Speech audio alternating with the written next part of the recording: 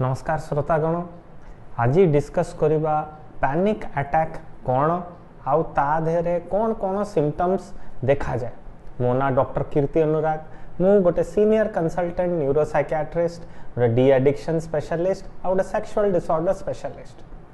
तो प्रथम जिनस है जे गोटे लोक को जो पैनिक अटैक हुए कौन कौन प्रकार संकेत ता शरीर ताकू दिए।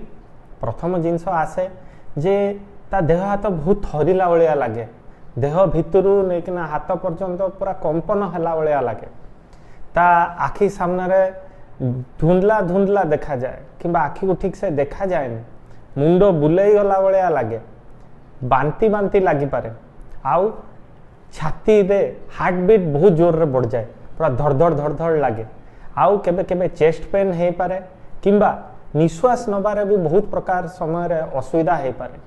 ये भाया लगे जोटा कि हठात किना हुए, एमती नथिबो जे दिन जाक एमती लागुथो, हठात किना थिबो, केबे भी कोठी बाहर थिबो, कोठी गोटे बसी थिबो गोटे व्यक्तित्व, हठात किना एमती लागे। आ ए जो जिनसटा लागे एटा मिनिमम 20 रु 30 मिनिट पाखापाखि लागे, तापरे आपे आपे आपे धीरे धीरे कमे।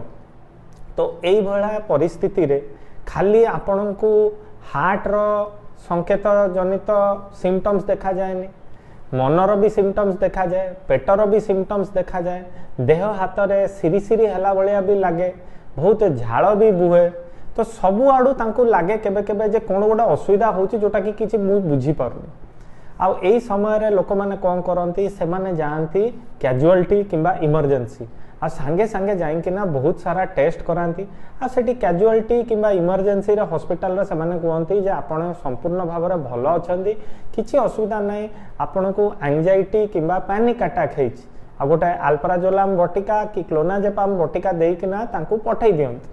आउ एई भलिया रोगी केबे भी तांकर ट्रीटमेंट आगामी दिन रे करांतीनी। आ सब बेले भाबंती जे क्लोनाजेपाम किंबा ए अल्प्राजोलाम बटिका खाइकी तांकर सब बेले जिंसटा कमी तो जाउची, सेई जोगु आमे एई बटिका गुडी को खाई जिबा। तो एभलिया रोगी मानक आपण सब बेले देखिबे जे से माने वर्ष वर्ष धरिकिना एई भलिया अल्प्राक्स किंबा क्लोनाजेपाम बटिका खाई जाउ थांती, आ कहा को जणांती भी नहीं। आ जेबे भी एमती असुविधा लगे से मान गोटा बटिका पाटरे पके देले संगे संगे असुविधाटा टर्मिनेट हो जाए। किंतु कौन एटा करिबाटा ठीक? तो आर उचित ट्रीटमेंट बिल्कुल भी अल्प्राजोलाम क्लोनाजेपाम खाइबा नुह। आ पई आपण गोटे मनोचिकित्सक किंबा साइकियाट्रिस्ट पाको निहाती भाबरे देखेबा कथा, जो माने कि निर्धारित करिया कथा जे ए पैनिक अटैक होउची काहे, बारंबार एमती चेस्ट पेन हेकिना देह हाथ सिरसिर हो जाइकिना झाड़ बुड़ीकिना कंपन होबार कारण कौन होउची, आ पई ठीक भाव में ट्रीटमेंट आ ठीक भाव में काउंसलिंग कराटा निहाती दरकार। कारण जदि आजीवन काल धरिकिना यही बटिका गुड़िक लोक मैंने क्या न पचारिकी खाई चलले, प्रथम जिनस हुए जे आर एडिक्शन हो जाए। द्वितीय जिनस यह हुए जे तांकर लिवर आ हार्ट उपर बहुत प्रेशर पड़े, ता जोगु तांको बहुत प्रकार असुविधा हुए। आगामी दिन में जब भी हठात किना बटिका छाड़ती तो आंकु बात भी मारी पारे, आ सीवियर इंजुरी भी हो पारे बात मारिया जोगु।